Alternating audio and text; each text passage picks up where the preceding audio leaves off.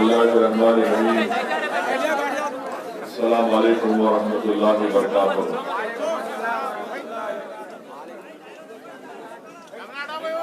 महबूबनगर के मजलिस इत्तेहादुल मुस्लिमीन के सदर मुहतरम जनाब अब्दुल हादी साहब,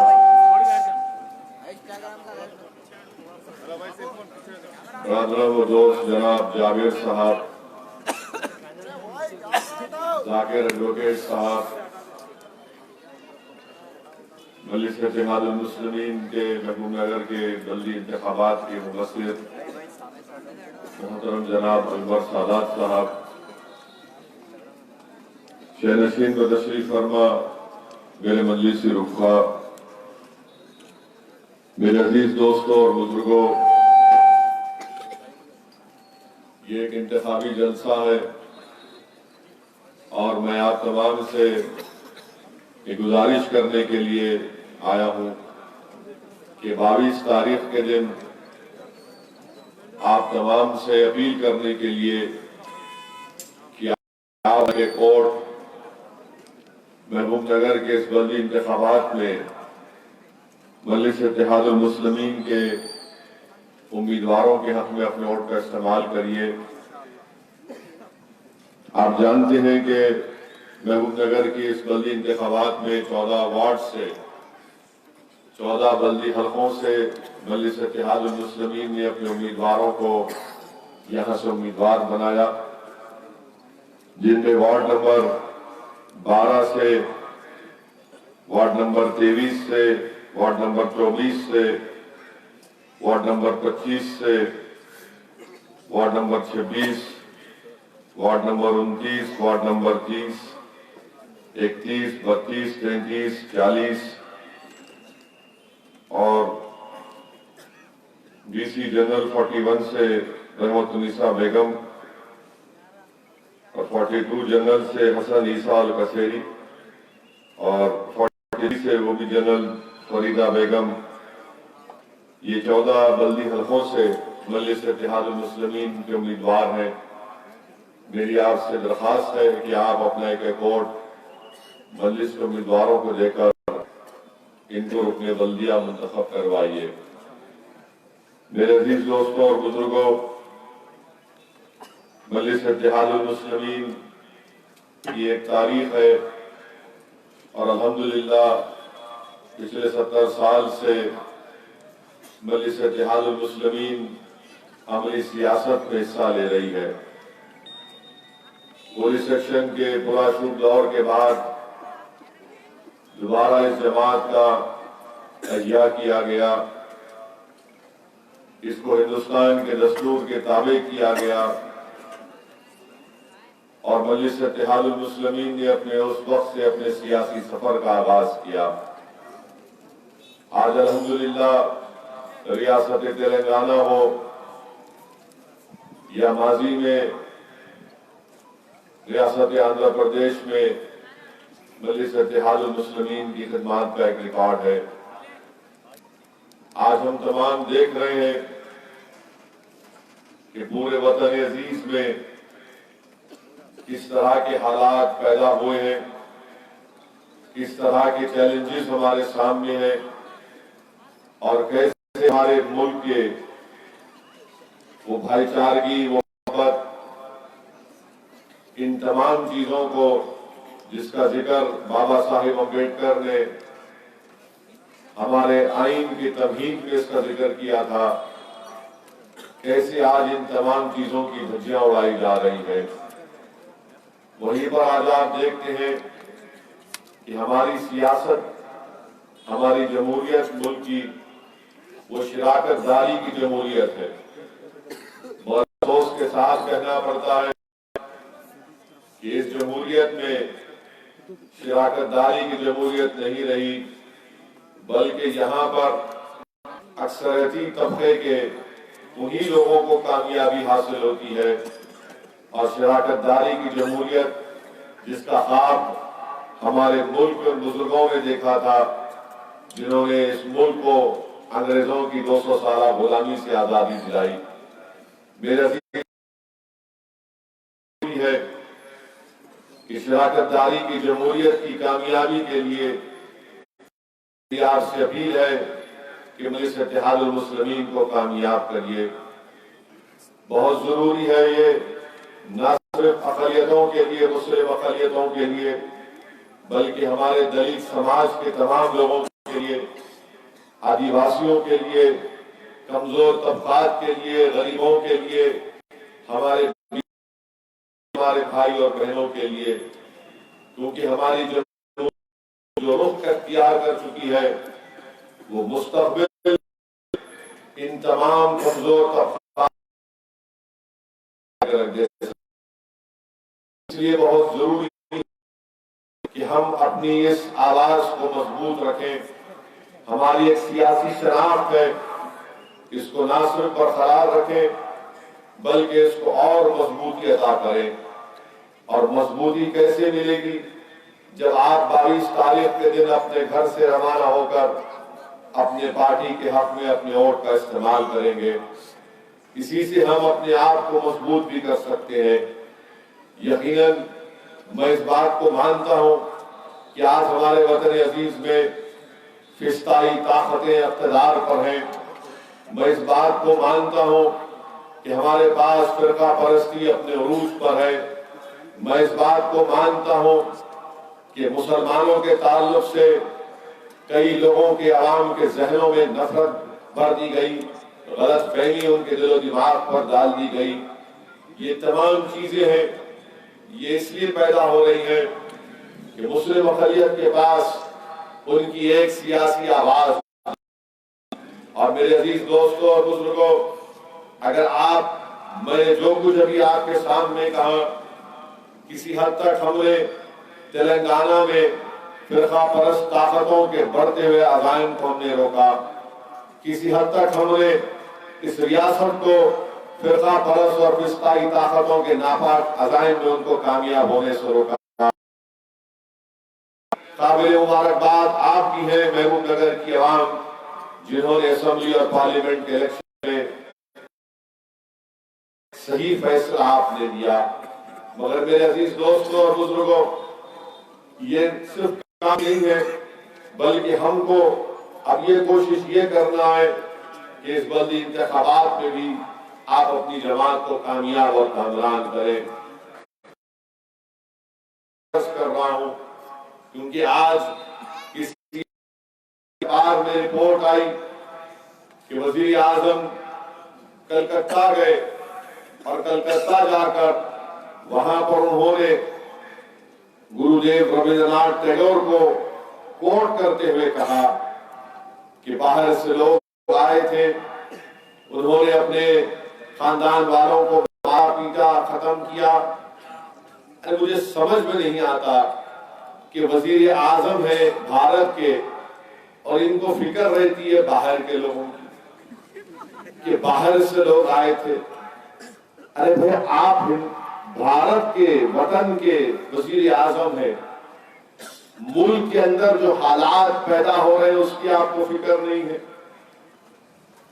हम वजीर आजम को बताना चाहेंगे कि रविंद्रनाथ टैगोर ने नेशनलिज्म के बारे में क्या कहा था। वजीर आजम क्या उसको मानेंगे? रविंद्रनाथ टैगोर ने नेशनलिज्म के बारे में उसकी तो मनफी कर दी। क्या वजीर आजम उस नेशनलिज्म को मानने तैयार है? क्या वजीर आजम इस बात को जानते भी हैं और जरूर जानते होंगे कि जब मुल्क आजाद हुआ, हमने अपने आप और बुजुर्गों ने फैसला कि भारत तराना होगा वो जनगण मन होगा, तो फौरन आरएसएस के बड़े बड़े लोगों ने जनगण मना के ऊपर तनकीद की और कहा ये कैसे मुल्क का कौमी तराना होगा, नेशनल एंथम होगा। और क्या कहा था वजीर आजम, आप भूल गए तो याद दिला रहा हूं। आपको बहुत सी चीजें याद रहती हैं, मगर जो याद रख के बोलना है वो नहीं बोलते। आरएसएस के लोगों ने कहा था कि रविंद्रनाथ टैगोर ने जो जनगण मन लिखा हम उसको नहीं मानते। ये ऑन रिकॉर्ड है। आज वजीर आजम कुछ और कहती है। हम वजीर आजम को बताना चाहेंगे, मोदी जी आप भारत की फिक्र करिए, घर की फिक्र करिए, उसकी फिक्र करिए। आपको दीवार के ऊपर खड़े होकर झांकने की बुरी आदत है, वो झांकना छोड़ो। आप मुल्क की फिक्र करो। यानी आप देख रहे होंगे दो पड़ोसी रहते, यूं देखते क्या हो,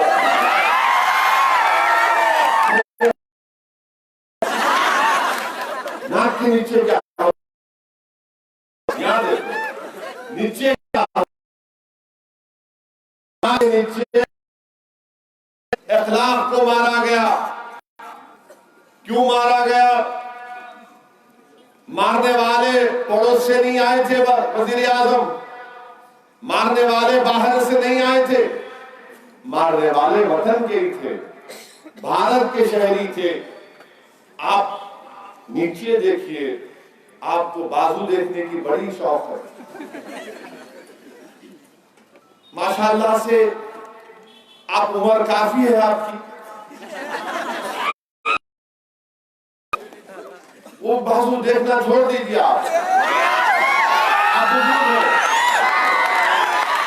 मेरी भी दाढ़ी वाइट हो गई, वो मेरे पे भी आता, वैसे मैं बाजू वालों को देखता नहीं था कभी।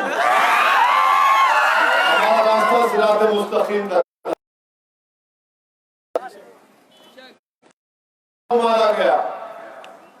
मारने वाले जो उसमें से मुल्जिम, उसका इंतकाल हो गया, मौत हो गई किसी वजह से, बीमारी की, तो उसके जिस्म को, डेड बॉडी को तिरंगे में लपटा गया और एक मरकजी वजीर एक एक्यूज के जनाजे पर जाकर फूल चढ़ाते। इस पर बोलेंगे झारखंड में अलीमुद्दीन अंसारी को मारा गया। अलीमुद्दीन अंसारी को मारने वाले कौन थे? पड़ोस से आए थे क्या? वजीर आजम नहीं आए थे, वतन के थे, भारत के सुपूत थे। और अलीमुद्दीन अंसारी को झारखंड में सरे बाजार गाड़ी से उतार कर उसकी वीडियोग्राफी करके मारा गया। और फिर जब कोर्ट ने उनको सजा दी, उनको कन्विक्शन दिया, तो जब हाई कोर्ट से उनको बेल हुई तो वजीर आजम के सीनियर कैबिनेट होते थे जनाब जयंत सिन्हा ने उन कातिलों का फूल का हार डालकर इस्तेमाल किया। वजीर आजम ये बाहर के लोग किए या आपके लोग किए? आपने तो कलकत्ता में बड़ी बात कर दी, और आप जो भी बात करेंगे जवाब कहीं से मिले ना मिले, शेरवानी से तो मिलेगा।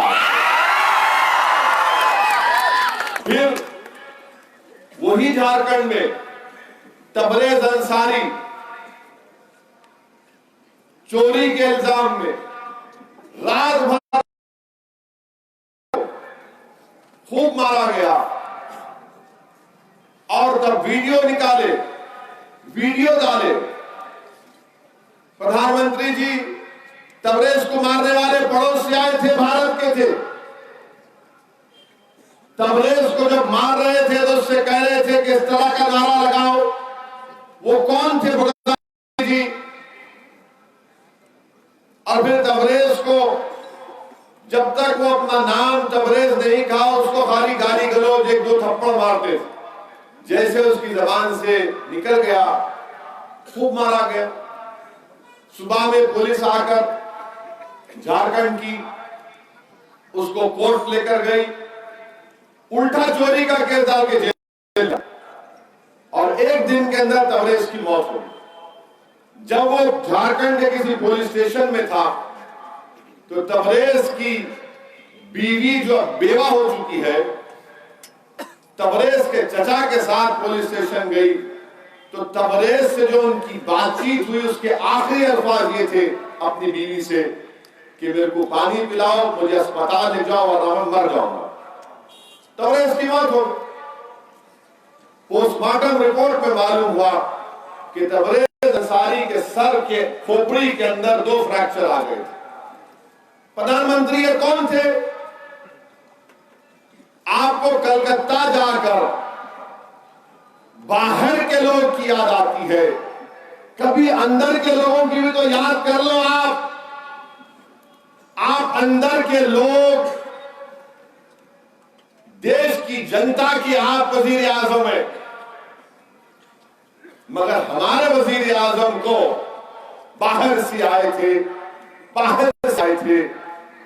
और इसीलिए वजीर आजम ने क्या कहा था 2014 में, जब पहली तकरीर नरेंद्र मोदी ने ऐवान लोकसभा में किया, जाकर देखो यूट्यूब पर है, उन्होंने करते हुए कहा कि हमको इख्तिदार मिला है 1200 साल की गुलामी के बाद, यानी 100 साल की गुलामी के बाद। मैं बैठ के सुन रहा था, अरे क्या कह रहे हैं? अंग्रेजों की 200 साल की गुलामी तो मानते, उससे पहले कहां गुलामी थी? वज़ीर आज़म बोल दिए। और तबरेज की बेवा से मैं मुलाकात किया रांची में। मैं क्या बोलता बोलो उस बच्ची को जिसके हाथों की मेहंदी नहीं उतरी थी। उसके रिश्तेदार साथ में खड़े थे। मेरे अजीज दोस्तों और बुजुर्गों, ये हालात है हमारे वतन अजीज के। और वज़ीर आज़म बोलते बाहर बाहर बाहर बाहरी बाहरी बाहर। अरे कब तक बाहर की बात करेंगे आप? ऊपर शक की सुई उठाकर कहेंगे बाहर का है। इसीलिए क्या आपने कानून बनाया, सिटीजन अमेंडमेंट एक्ट। मेरे अजीज दोस्तों,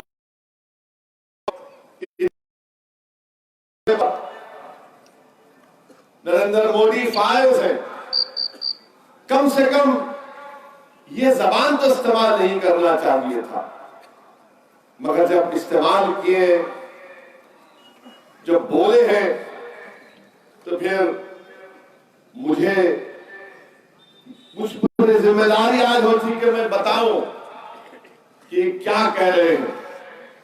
मेरे अजीज दोस्तों और बुजुर्गों, आपने देखा कि जामे मिलिया में बच्चे पढ़ने जाते हैं, गरीब खानदान के, हिंदुस्तान के कोने कोने से, खास तौर से शुमाली हिंदुस्तान से, गरीब मिनाजुद्दीन लाइब्रेरी में पढ़ रहा है, LLM की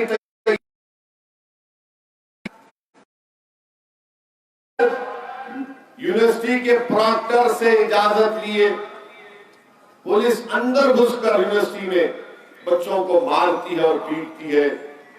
ये बच्चे को मालूम भी नहीं, इस नौजवान को लाइब्रेरी में अंदर घुसकर लठ से जब मारती है दिल्ली की पुलिस, तो एक आंख से मिनाजुद्दीन महरूम हो चुका। मैं यकीन नहीं किया था, तो उनकी रिपोर्ट्स मंगवाया।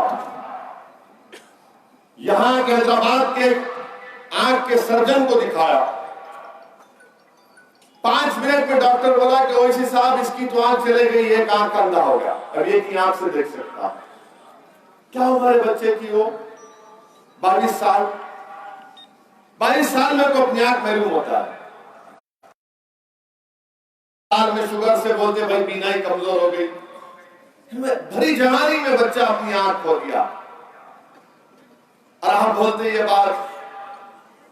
आप बताइए, अलीगढ़ मुस्लिम यूनिवर्सिटी में बच्चे एहतजाज किए, नौजवान एहतजाज करना जमहूरी हक है, दस्तूरी हक है, बगैर वहां का वाइस चांसलर बड़ा ही गंदा और कमीना लिखकर देता पुलिस को कि आप अंदर आइए, मगर ज्यादा ताकत इस्तेमाल मत करिए, रीजनेबल ताकत इस्तेमाल करिए।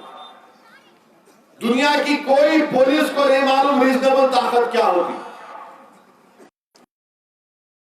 उसे टीयर गैस मारा, वो गिरा, उसका हाथ काटना पड़ा। 21-22 साल के बच्चे हमारे इस मुल्क के मुस्तकबिल है, एक हाथ से महरूम, एक आंख से महरूम। अब बताइए फिर, आज कलकत्ता में वजीर आजम बोलते बाहर बाहर से आए। वजीर, ये आप वजीर आजम है और आपकी मौजूदगी में ये हो रहा है। आप तो एक किताब निकाले थे वजीर आजम, कैसे इम्तिहान पास करना। वजीर आजम एक और किताब लिखो आप, कैसे भारत के नौजवानों की जिंदगियों को बचाना, कैसे भारत के स्टूडेंट्स की आंखों को बचाना, कैसे भारत के स्टूडेंट्स के हाथ को बचाना, कैसे भारत के महिला बच्ची स्टूडेंट मारपीट से उनको बचाना। यह भी किताब लिखो आप। और हैरत की बात देखिए कि जवाहरलाल नेहरू यूनिवर्सिटी में पुलिस के सामने एबीवीपी के गुंडे घुसते हैं। अब तो मालूम हुआ कि जवाहरलाल नेहरू यूनिवर्सिटी के असिस्टेंट प्रोफेसर साहब बच्चों को राडा दिए, चलो चलो जल्दी करो जल्दी करो। और ये ऐसे बुज़दिल थे ये लौंडे, मुखन्निस कहना पड़ेगा। अब मुखन्निस के माने क्या है, तुम जाकर फिरोजुल लुगात में तलाश कर लो।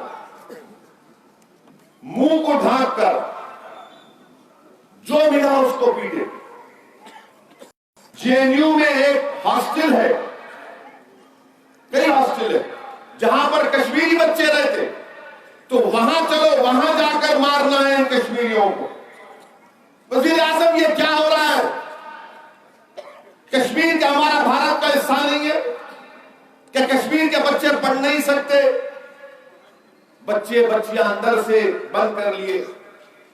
एक गैर मुस्लिम, एक हिंदू थे जो पढ़ रहे थे, उनके कमरे में घुस के जब उनसे पूछताछ की तो उन्होंने एक फ्रांस का बहुत बड़ा स्कॉलर है, आलिम है, बड़ा मशहूर, जिसका नाम क्रिस्टोफर जेफरले, उसकी किताब, बड़ी मशहूर किताब है हिंदू नेशनलिज्म। उसने कहा भाई देखो मैं ये तो पढ़ लो।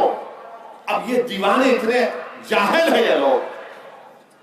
उस किताब में क्रिस्टोफर जेफरले ने तो बीजेपी आरएसएस को खोल दिया पूरा, सिर्फ कवर देखे। अरे वाह, ना नहीं रहे।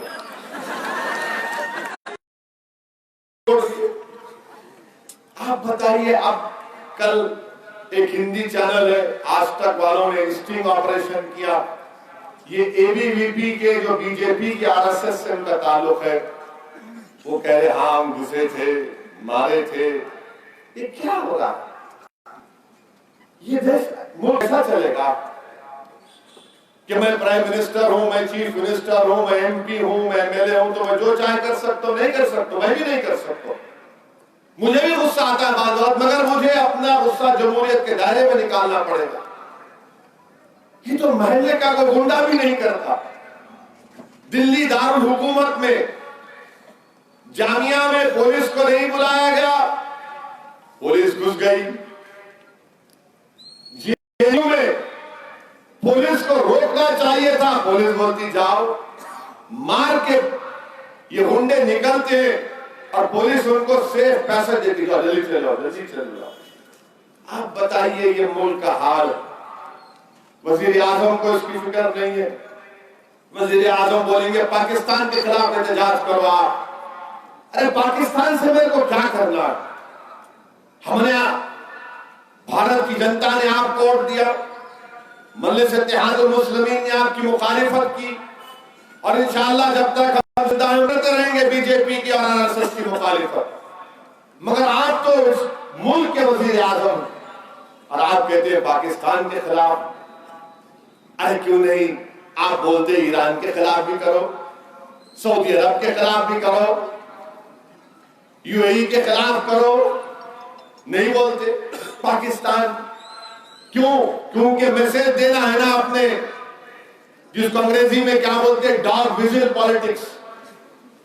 उसके माने क्या है कि कुत्ते की सियासत, कुत्ते की सीटी की सियासत बोलते हो। अंग्रेजी तर्जुमा कर रहा हूं, कल पार्लियामेंट्री वर्ड नहीं बोल रहा हूं। डॉग विजिल पॉलिटिक्स वजीर आजम आप करते हैं। अरे हम आपको, आपसे पूछना चाह रहा है पाकिस्तान, अरे हम अपने बुरे ख्वाब में भी पाकिस्तान के बारे में नहीं सोचते, आप इतना सोचते हो।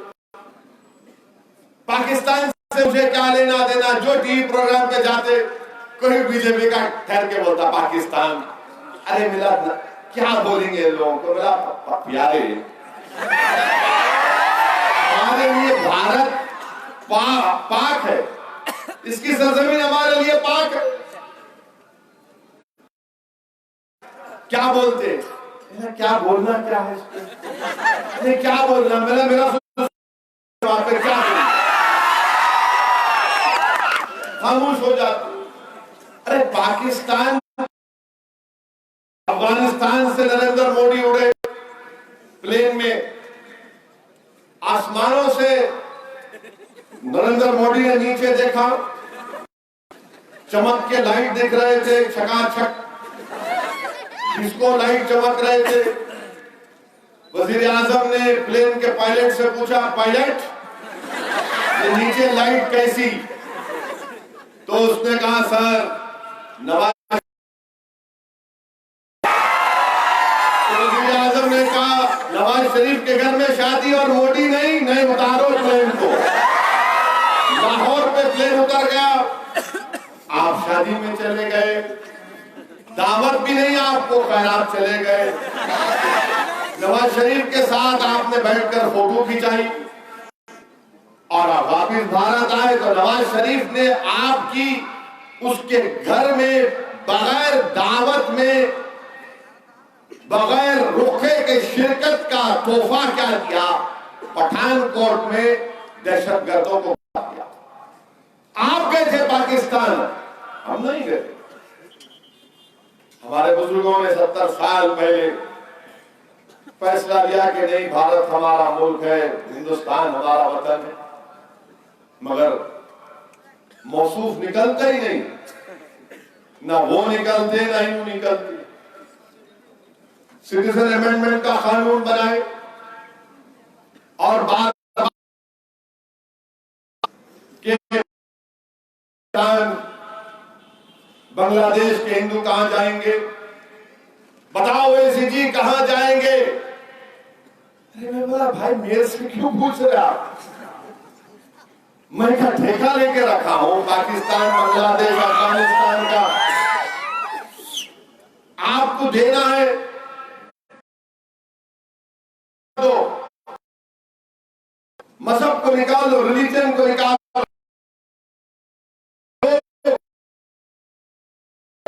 दो आप, नहीं कैसे होगा? मेरा इसलिए तारीफत इसलिए कर रहे कि ये हमारे आइन के खिलाफ है, हमारे कॉन्स्टिट्यूशन के खिलाफ है। नहीं, बीजेपी की तरफ से आज वजीर दाखिला का बयान आया जिसको ने कहा कि CAA से सिटीजनशिप दी जाती, छीनी नहीं जाती। झूठ, गलत कह रहे हैं। कैसे आप 6 मजहब के मानने वालों को दे रहे, एक को नहीं? आप हिंदुओं को दे रहे हैं, क्रिश्चियंस को दे रहे हैं, सिख्स को दे रहे हैं, बुद्धिस्ट को दे रहे हैं, जैन्स को दे रहे हैं, पारसियों को दे रहे हैं, किसको नहीं दे रहे? मुसलमान को नहीं दे रहे। मुझे गम इस बात का नहीं है कि पाकिस्तान, बांग्लादेश या अफगानिस्तान से कोई मुसलमान नहीं आएगा। मुझे गम इस बात का है कि आप हमारे दस्तूर, आइन, संविधान के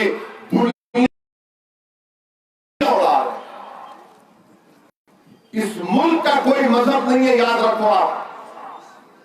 इस मुल्क का मजहब ना इस्लाम है ना रहेगा, इस मुल्क का मजहब ना हिंदुइज्म है ना रहेगा, इस मुल्क का मजहब ना सिखिज्म है ना रहेगा, इस मुल्क का मजहब ईसाइयत नहीं है ना रहेगा, इस मुल्क का मजहब ना बौद्ध है ना रहेगा, इस मुल्क का मजहब ना पारसी है ना रहेगा। इस मुल्क का कोई मजहब नहीं है। इस मुल्क की खूबसूरती है, ये मुल्क इन तमाम मजहब को मानता, जो भी मानता है। ये इस मुल्क की खूबसूरती है। दुनिया में ऐसा कोई मुल्क नहीं है, मगर वजीर आजम और बीजेपी क्या करना चाहती है, इस मुल्क को एक मजहब का मुल्क बनाना चाहती है, वन रिलीजन का मुल्क बनाना चाहती है। क्या इसलिए हमने आजादी हासिल की थी? सन 57 की जंग अंग्रेजों के खिलाफ जिहाद का फतवा दिया था। क्या इसीलिए फैलावादी ने काला पानी की सजा काटी और अपनी जान को इस मुल्क के लिए कुर्बान कर दिया? क्या इसीलिए मौलाना आजाद ने गांधी और नेहरू के साथ कंधे से कंधा मिलाकर इस मुल्क को आजाद करवाया था? क्या मौलाना आजाद ने नहीं कहा था कि अगर आसमान से फरिश्ता उतरेगा, आसमान से फरिश्ता उतर कर यह कहेगा कि मगर हिंदू खत्म हो जाएगा, तो मौलाना आजाद ने कहा कि मुझे ऐसी आजादी की जरूरत नहीं। मैं हिंदू मुस्लिम इत्तेहाद के हामी थे मौलाना आजाद। इतनी बड़ी बात मौलाना आजाद ने कही थी। आज आप देखिए ऐसा कानून बना रहे हैं सिटीजनशिप का। मेरे अजीज दोस्तों और बुजुर्गों, ये झूठ आसाम में कल गजट नोटिफिकेशन इश्यू हो गया CAA का, उसमें रूल्स ही नहीं, ये नहीं बताया गया कि उसमें क्या लिखा गया अंग्रेजी में कि रिलीजियस परसिक्यूटेड। अरे भाई उसके रूल्स क्या है बताओ ना, नहीं है। आसाम में मैं पिछले जलसे में भी कहा जो महबूब नगर में हुआ, सिटीजनशिप देने का है लेने का नहीं है। अच्छा चलो मान लिया आपकी बात को। में 19 लाख नाम नहीं आए NRC में, जिसमें 5 लाख मुसलमान, 5,40,000 बंगाली हिंदू। आसाम का फाइनेंस मिनिस्टर खुलेआम कहता है कि A के तहत सिटीजनशिप मिलेगी, मगर 5 लाख आसाम के मुसलमानों के नाम नियम को नहीं मिलेगा। उनको अपना केस लड़ना पड़ेगा। ये नाइंसाफी नहीं है, ये सिटीजनशिप नहीं छीन रहे आप। मजहब के नाम पर आसाम में दे देंगे हिंदू भाइयों को, मुसलमानों को नहीं देंगे। और हेमंत बिस्व शर्मा क्या कहता है कि इससे 17 असेंबली सीट पर हमको फायदा होगा। मेरे भाई, ये इनकी हरकत है। NPR NRC ये दोनों एक ही याद रखो आप। और NPR अगर होगा भारत में, ये गरीबों के खिलाफ होगा। छोड़िए मुसलमानों के लिए, ये गरीबों के खिलाफ होगा। इसलिए कि खुद मोदी सरकार ने नेशनल फैमिली हेल्थ सर्वे किया, उसमें वो खुद कह रहे हैं कि भारत में, इंडिया में 28% आवाम के पास बर्थ सर्टिफिकेट नहीं है। 130 करोड़ का मुल्क, 28% लोगों के पास। आप अंदाजा लगाओ कितने करोड़ हो गए। अगर कोई मैथ्स जानता तो बताओ, 130 करोड़ का 28% क्या होता है? बर्थ सर्टिफिकेट है ही नहीं। और वो रिपोर्ट कह रही है नेशनल फैमिली हेल्थ सर्वे के जो दौलतमंद हैं उनके पास बर्थ सर्टिफिकेट है, जो दलित है, मुसलमान है, आदिवासी है, और जो हिंदू गरीब है उसके पास भी नहीं। अकबरुद्दीन अवैसी ने हैदराबाद में GHMC में RTI क्वेश्चन डाला, तो हैदराबाद में 28% लोगों के पास बर्थ सर्टिफिकेट नहीं, खाली हैदराबाद।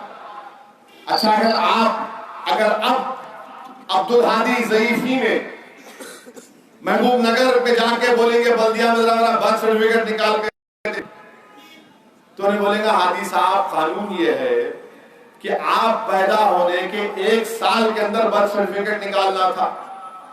अब आप माशाल्लाह क्या कितने हो गए, अब आप 65 के हैं, थोड़ी कम कर लिए क्या? मजलिस के लोग बुढ़े नहीं होते, ऑलवेज यंग। तो कानून ये है कि 1 साल के अंदर बर्थ सर्टिफिकेट निकालना, बाद में निकाले तो कलेक्टर के पास जाना पड़ता, IAS ऑफिसर के पास फाइन देना पड़ता। कहां देगा गरीब फाइन? NPR की जो किताब, जो इन्यूमरेटर्स की किताब है, उसमें ये लिखा गया, जाकर आप जो पढ़े लिखे नौजवान हैं, आप जाकर देखो, MHA के वेबसाइट पर है, NPR इन्यूमरेटर्स मैनुअल पैराग्राफ 2.2.3 में लिखा हुआ है कि डॉक्यूमेंट्स रखो। क्या document? Passport, voter ID card, driving licence, ये सब जिक्र है उसका। और बीजेपी बोलती नहीं, कोई कागज की जरूरत नहीं है। अरे तो आप खुद लिख रहे हैं उसी किताब में 1.7, 1.8, 1.9 पढ़ो, लिख रहे हैं। कहां से लाएगा गरीब ये डॉक्यूमेंट्स? आपको मालूम, पूरे मुल्क में 130 करोड़ का हमारा मुल्क आबादी, और सिर्फ 6% लोगों के पास पासपोर्ट, 6%। जब ये NPR होगा तो सबसे बड़ा नुकसान गरीबों को होगा, सबसे बड़ा जर्ब गरीबों को पड़ेगा। इसीलिए मेरे अजीज दोस्तों और बुजुर्गों, हमने चीफ मिनिस्टर से मिली मुलाकात की, और हम जाकर चीफ मिनिस्टर से कहा कि KCR साहब, NPR पर केरला की हुकूमत की तरह स्टे लगाइए स्टे इसके ऊपर, क्योंकि ये इसमें बड़ा परेशानियां निकलने वाली हैं। मेरे अजीज दोस्तों और बुजुर्गों, इसीलिए आज पूरे मुल्क में आप देख रहे हैं कि एहतजाज हो रहा है। मैं महबूबनगर की सरजमीन से दिल्ली के शाहीन बाग की हमारी वो इज्जतदार मां और बहनों को सलाम करता हूं। आज हम इस खुले मैदान में बैठे हैं, ज्यादा उतनी सर्दी नहीं है। आप थोड़ी देर के लिए तसव्वुर की दुनिया में जाइए।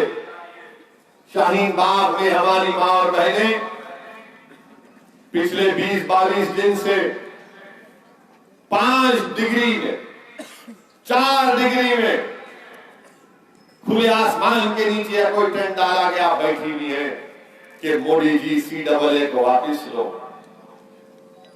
इतनी बहादुर महिलाएं हमारी बहनें। एक हमारी बहन तो रो रो कर कह रही है कि आखिर हमने क्या किया था जो हमको भारत की शहरियत से महरूम कर दिया जाएगा।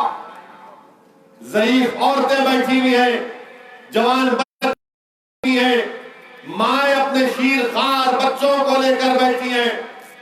कहां गया वो दिल जो हिंदुस्तान के वजीर आजम में रहम होना चाहिए? नहीं, क्यों नहीं दिखाते आप? एक यूनिवर्सिटी के बच्ची के सर को मारकर 18 टाके लगे।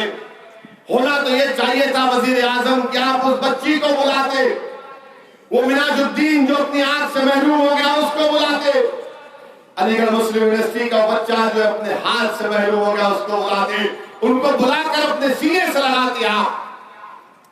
आप तो कहते ना कि पूरे बच्चे मेरे बच्चे, तो फिर इन पर शफकत कौन दिखाएगा? कौन इनके सर पर हाथ रखेगा? अरे आप तो उस देश के प्रधानमंत्री हैं, अगर आप रहम नहीं करेंगे तो कौन रहम करेगा? मगर नहीं, वो बात करेंगे पाकिस्तान पड़ोस से आए थे। अरे क्या है ये, बताइए आप। और जब मैं इस तरह की गुफ्तगू करता हूं, ये बात रखता हूं, तो मीडिया में जो मोदी जी के चाहने वाले शुरू हो जाते सुबह से, फिर से भड़काऊ भाषण दिया। 6 बजे शाम में, रात में 9 बजे तक अल्हम्दुलिल्लाह खाली बोलने की देर है इनके पिया को। खाली ऐसा इनको बोले कि ऐसा दिखता हमारे नाखून पे, नाखून को तोड़ दिए। मोदी के खिलाफ कुछ बोलो आप मीडिया में, ऐसे लोगों को लगता है कि हाँ हमारे माँ बाप को बोला। अरे वजीर आजम पे तनकीद करना मीडिया में मोदी के चाहने वालों सुनो, वजीर आजम पे तनकीद करना ये मेरा जमहूरी हक है, कॉन्स्टिट्यूशन में लिखा हुआ है। आपको तकलीफ क्यों हो रही? ना मैं आपके घर वालों को बोल रहा हूं, ना आपकी जोरू को बोल रहा हूं, ना आपके शौहर को बोल रहा हूं, ना आपकी औलाद को बोल रहा हूं। मैं आजम से सवाल कर रहा हूं, वो क्या नहीं, इनको क्या लगता है? नहीं, वजीर आजम के सिलसिले में खाली खवाली गाना, हारमोनियम लेके वाह वाह वाह, आप मिलाओ सुर में सुर, आप मिला रहे ना सुर में सुर। मेरा सुर नहीं मिलता किससे भी, हमारी राग अलग है, हमारी सोच अलग है। और वो क्या है? आइन के दायरे में। आइन मेरे लिए संविधान है, हमारे मुल्क का तिरंगा है, मेरे मुल्क का कौमी तराना जनगण मन है, ये मेरे लिए है। मैं मगर मीडिया में लोग ऐसा है कि खाली अगर आप टीवी में प्राइम मिनिस्टर मोदी बोलना शुरू करें तो नहीं, आप इधर मत जाए, अरे इधर मैं पड़ोस में जा रहा हूं, वहीं जा रहा हूं, कहां जाओ, अरे हमको देखिए, मैं आपको ही देख रहा हूं, हर कहां देख रहा हूं। अरे अजीब मामला, इतना डर मीडिया में, इतना डर। बाद में बोल दिया, अच्छा बोल दे, हाँ रोकने का ही कुछ है जब। अरे आप समझा करिए बात को, आपको क्या है, आप तो खैर उठाकर सबको बोल के चले जाते। बोलना पड़ेगा ना, नहीं बोले तो कैसा? अरे एक टीवी के इंटरव्यू में गया तो दूसरे दिन मेरे को फोन करके बोले आपकी वजह से मेरे को बुखार आ गया, मेरी तबीयत खराब हो, मेरा मलेरिया हुआ। बोले नहीं, मैं बोला फिर चिकनगुनिया हुआ? नहीं। मैंने कहा अरे बोला फिर क्या, कैसे बुखार आया तुम्हारे को? आप कल टीवी में आके बोल दिए। मेरा अच्छा मोदी का बुखार आ गया। बोले रख दीजिए फोन। मेरा क्यों? बुखार से बात करें, दिमाग में ना चले जाए। आप बताइए कहां जा रहा है मुल्क, कहां जा रहा है मुल्क? मीडिया बेबाकी से ये नजारों को नहीं दिखाएगा तो क्या होगा? क्या मीडिया में बैठे हुए जो मोदी के चाहने वाले हैं, बल्कि मैं वजीर आजम से कह रहा हूं, अगर पूरे मुल्क में लाखों करोड़ लोग तिरंगा लेकर अगर कल हैदराबाद की सरजमीन पर निकलते तो सोचिए ना आप क्यों निकल रहे हैं? महबूब नगर में हजारों की तादाद में जलसा हुआ, क्यों आए लोग? हिंदुस्तान के कोने कोने में शाहीन बाग में अगर औरतें 4 डिग्री टेम्परेचर में बैठी है, क्यों बैठी है? यूनिवर्सिटी एहतजाज कर रहे हैं, क्यों कर रहे हैं?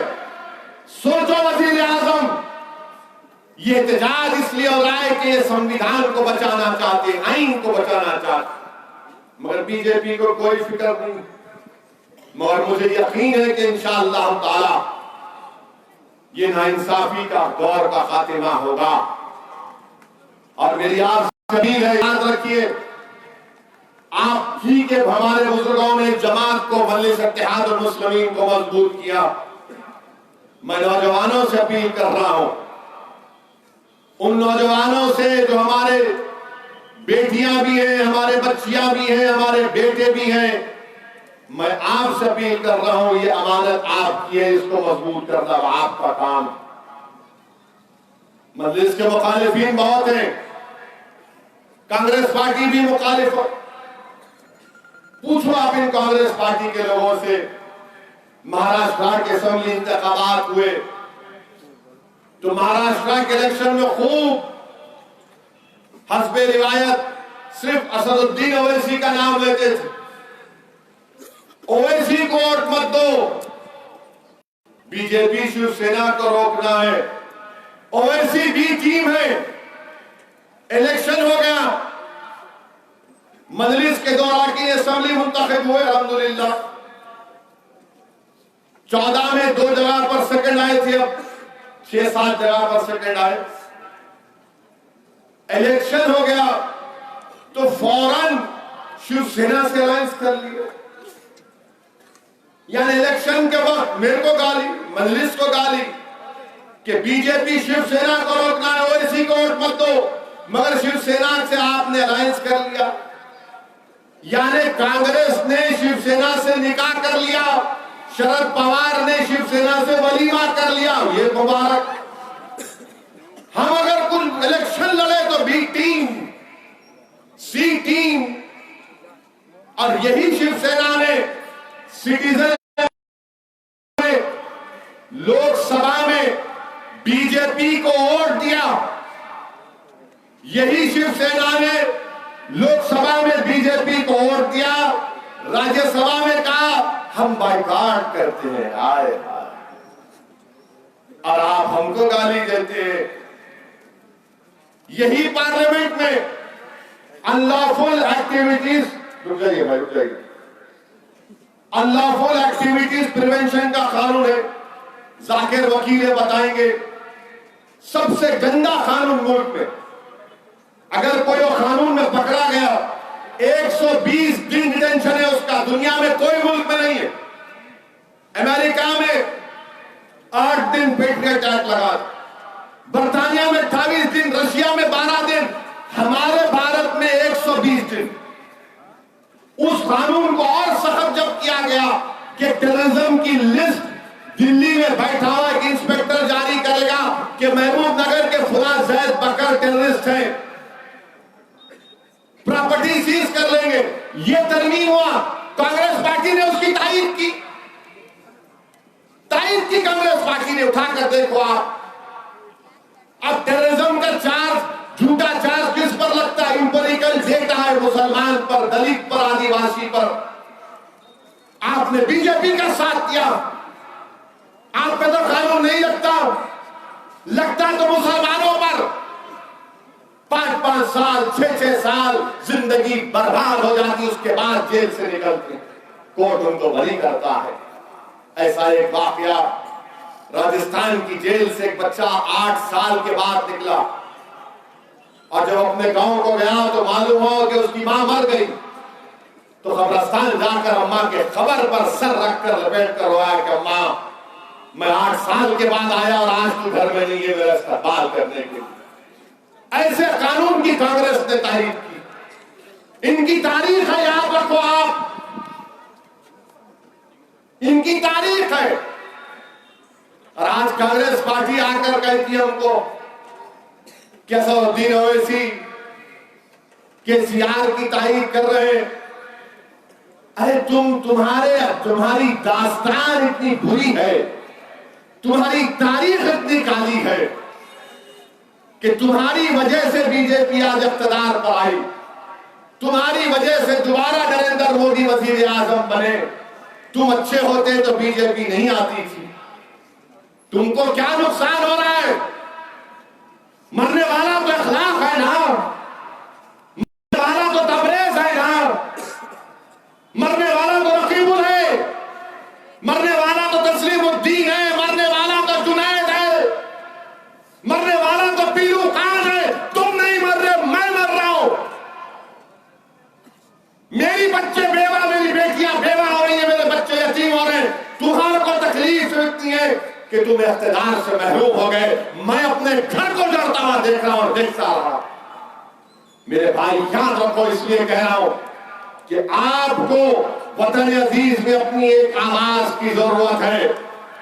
कोई बोलेगा अरे बल्दिया में आपने 14 कैंडिडेट खड़ा किए, तो मैं उनको जवाब दे रहा हूं, सुनो प्यारे, हिंदुस्तान की 540 की लोकसभा में 2 शेरवानी जब जाते हैं तो सब पर अल्हम्दुलिल्लाह अल्लाह उनको बारी।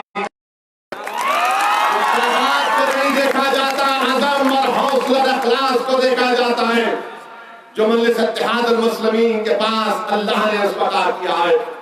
मेरी अहलियान महबूब नगर से गुजारिश है कि 22 तारीख के दिन आप अपने वोट का इस्तेमाल मजलिस के 14 कैंडिडेट्स के हक में करिए और बता दीजिए पूरे तेलंगाना में कि बीजेपी का इस इलेक्शन में सफाया होगा इंशाअल्लाह ताला।